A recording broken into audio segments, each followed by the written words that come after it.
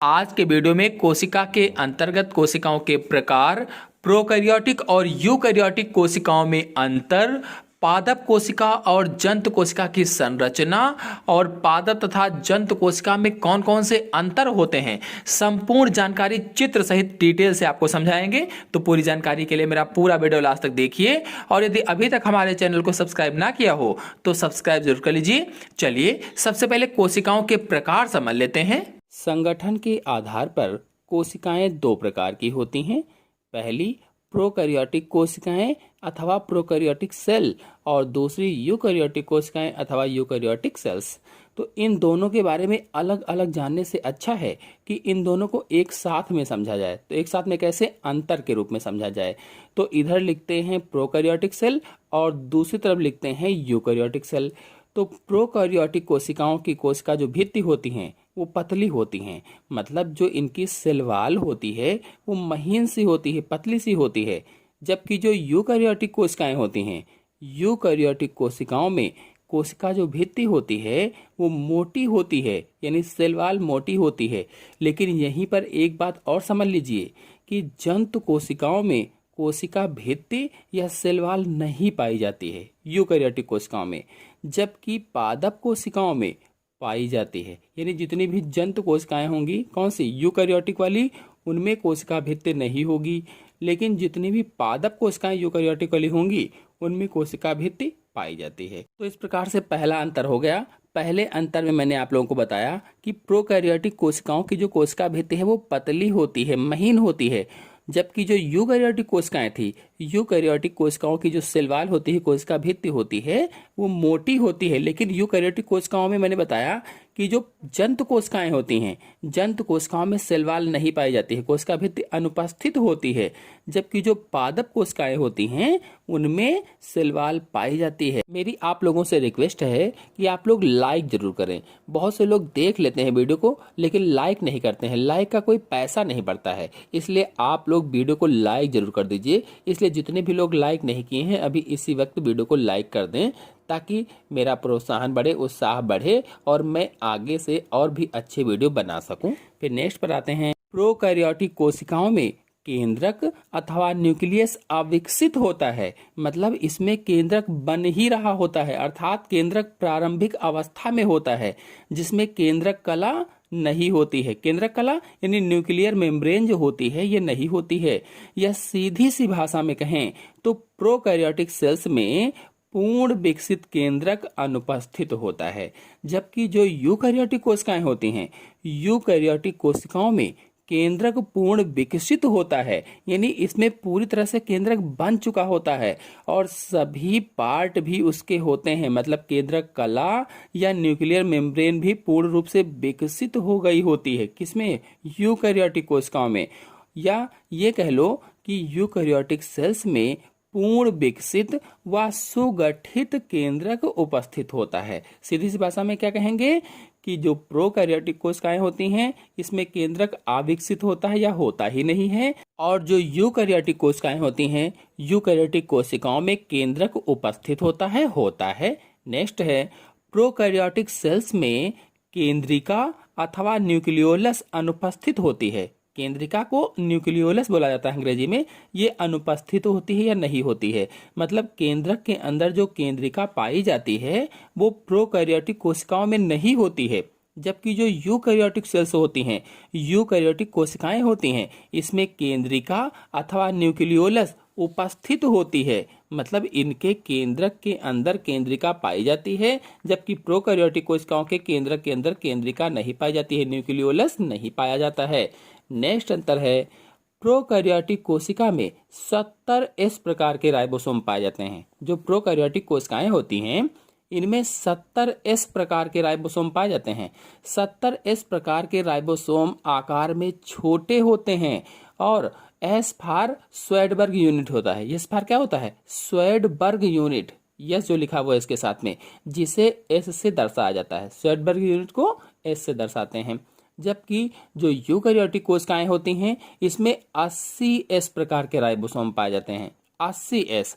और 80S प्रकार के राइबोसोम जो होते हैं ये बड़े आकार के होते हैं। राइबोसोम के बारे में और अधिक जानकारी के लिए मेरे चैनल से आप राइबोसोम वाला वीडियो देख लीजिए, आपको अच्छे से समझ में आ जाएगा।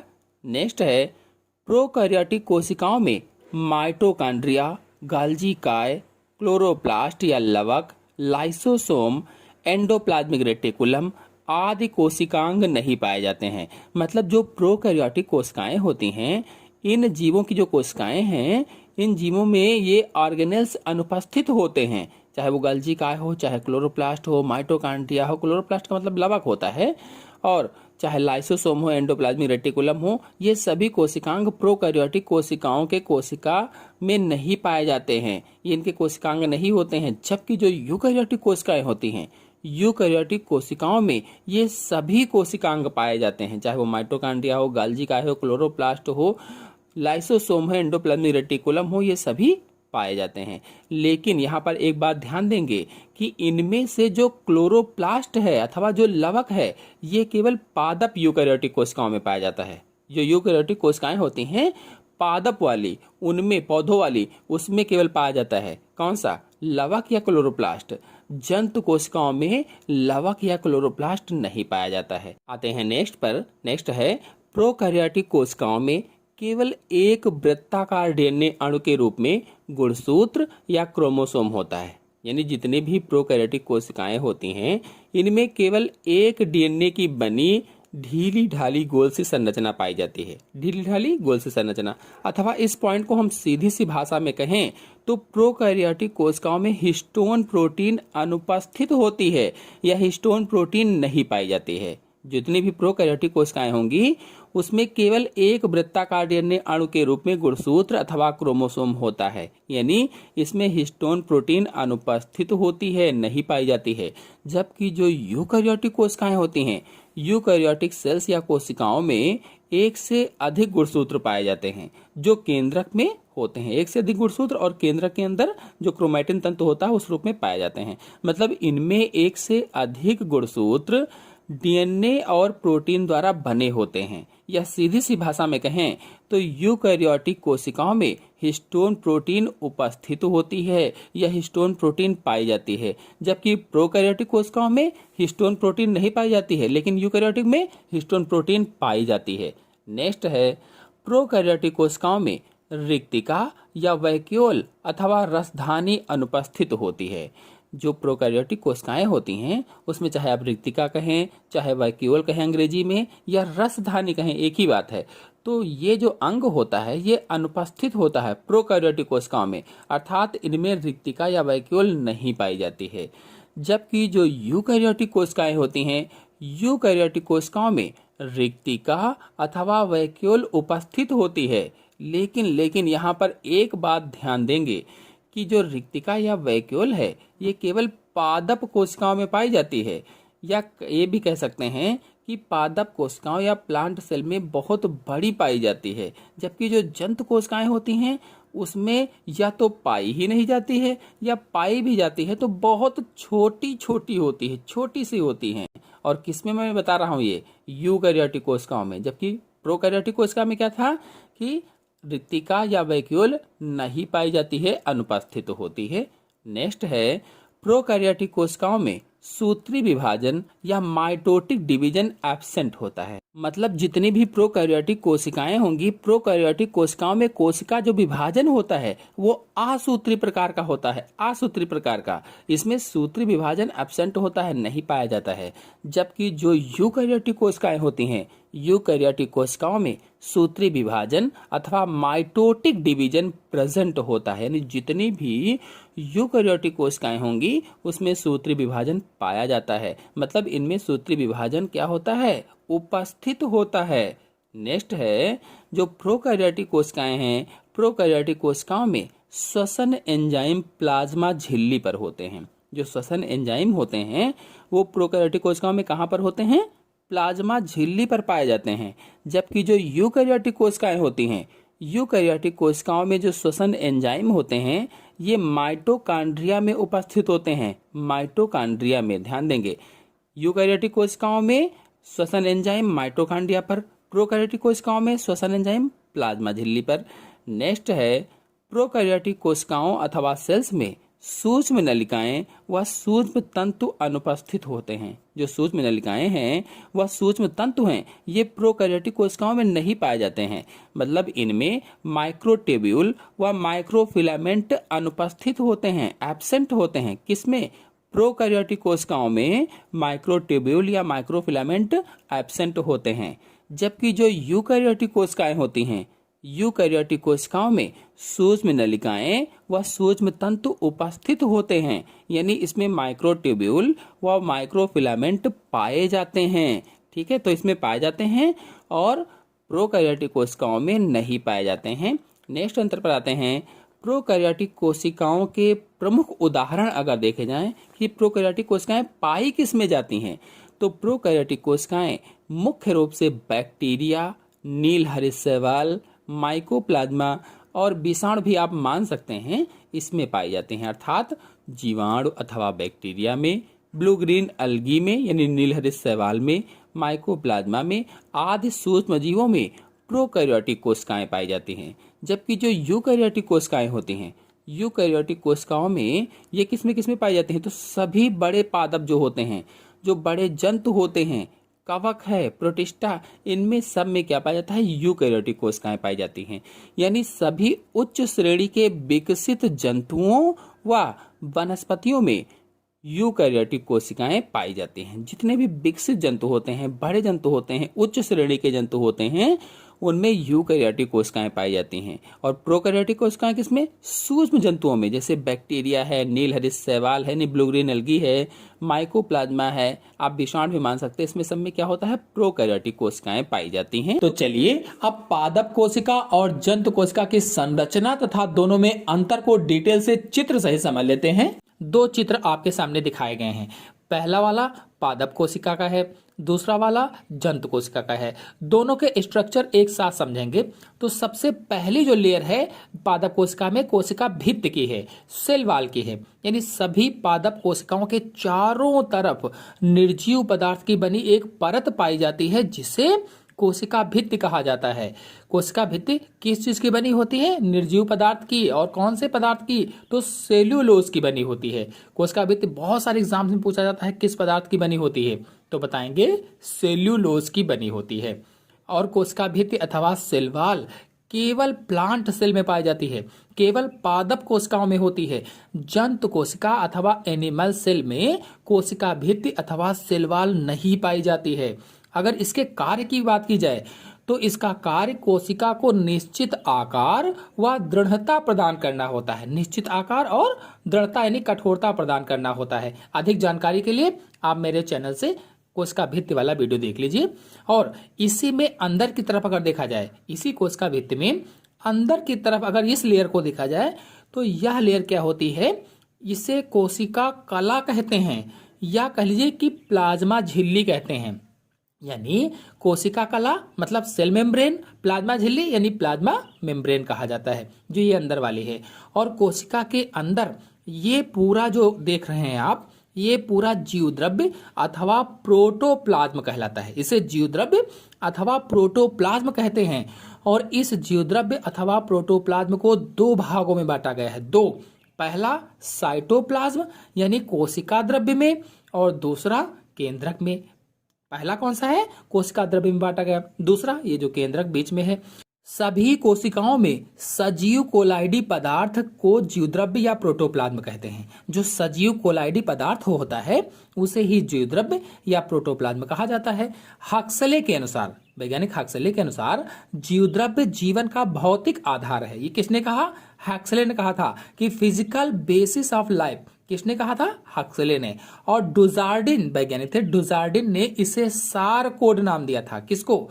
जीवद्रव्य को इन्होंने कहा सारकोड है। और जीवद्रव्य जीवन का भौतिक आधार किसने कहा? तो हक्सले ने कहा था। और जो पुरकिंजे थे, पुरकिंजे ने इसको प्रोटोप्लाज्म कहा था, प्रोटोप्लाज्म। इसी कोशिका द्रव्य में कोशिका के बहुत से अंगक पाए जाते हैं। आप देख भी रहे हैं कोशिका द्रव्य में बहुत सारे कोशिका के अंगक फैले हुए हैं, या कह लीजिए कि उसी में टहलते रहते हैं इधर उधर, यानी सेल ऑर्गेनेल्स पाए जाते हैं। अंगक यानी इसी में सेल ऑर्गेनेल्स होते हैं। ये जो बड़ी बड़ी सी संरचनाएं आप देख रहे हैं, ये संरचनाएं रिक्तिकाएं कहलाती हैं। इनको क्या कहते हैं? रसधानी अथवा रिक्तिका कहा जाता है। अंग्रेजी की बात करें तो अंग्रेजी में इसे वैक्यूल कहा जाता है, वैक्यूल। और इसके अंदर रिक्तिका द्रव भरा रहता है या कह लीजिए कि कोशिका रस भरा रहता है।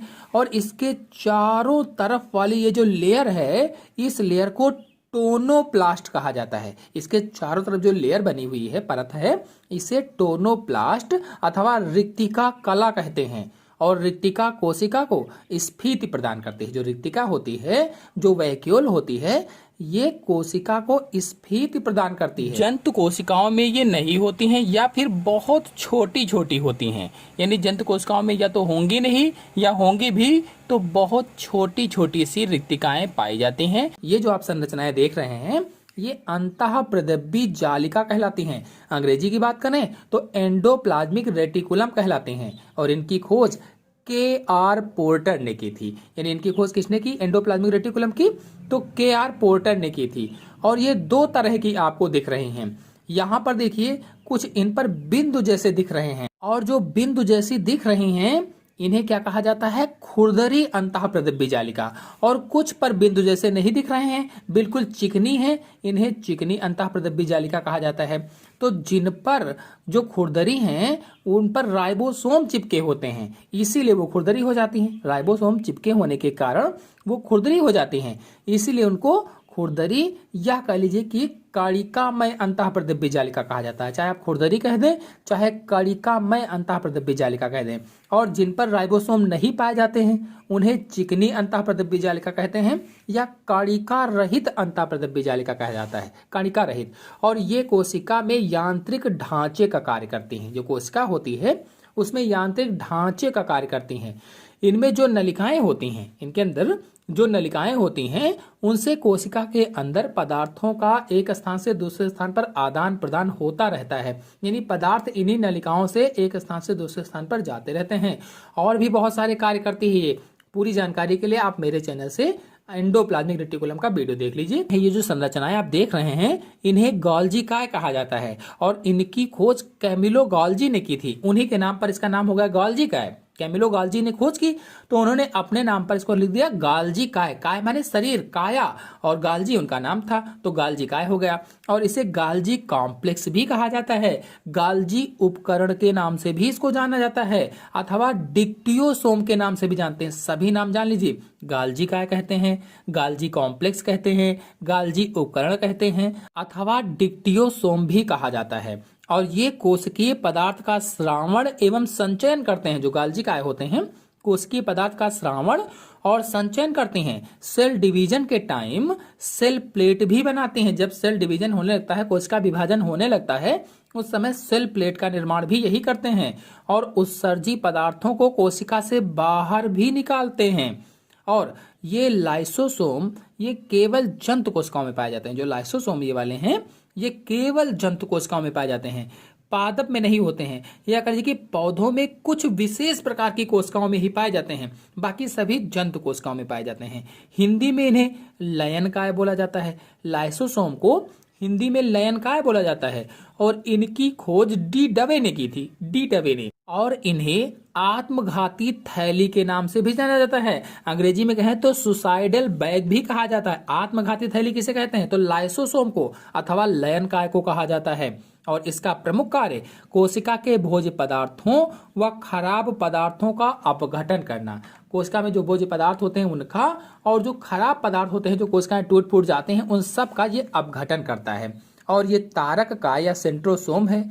ये सेंट्रोसोम केवल जंतु कोशिकाओं में पाए जाते हैं। जो तारक काय है अथवा सेंट्रोसोम है, ओनली जंतु कोशिकाओं में पाए जाते हैं। और आपको बता दें कि इनका कार्य कोशिका विभाजन में हेल्प करना होता है। कोशिका विभाजन के समय तर्क या स्पिंडल को बनाना होता है जब कोशिका विभाजन होने लगता है। और पादप कोशिकाओं में कुछ कवक और शैवालों में ही पाए जाते हैं। केवल जंतु कोशिकाओं में पाए जाते हैं मैंने बताया। लेकिन अगर पादप कोशिका की बात की जाए तो पादप कोशिकाओं में कुछ कवकों में अथवा कुछ शैवालों में ही पाए जाते हैं। इनकी खोज टी बाबेरी ने की थी। टी बाबेरी ने इनकी खोज की थी। और ये जो आप सूत्रनुमा संरचनाएं देख रहे हैं इन्हें माइटोकांड्रिया कहा जाता है। माइटोकांड्रिया, इनकी खोज कोलिकर ने की थी।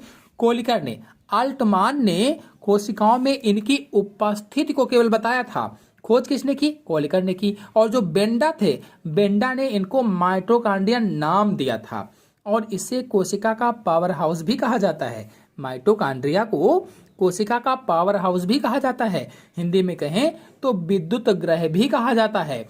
और ये कोशिका के अंदर होने वाले ऑक्सीश्वसन का स्थल होते हैं। यहीं पर कार्बोहाइड्रेट व वसा के ऑक्सीकरण से ऊर्जा उत्पन्न होती है। और ये लवक हैं या प्लास्टिड्स हैं। लवक की खोज हेकल ने की थी। इसके बाद जो सिम्पर थे, सिम्पर ने इनका नाम प्लास्टिड्स कहा था, प्लास्टिड्स।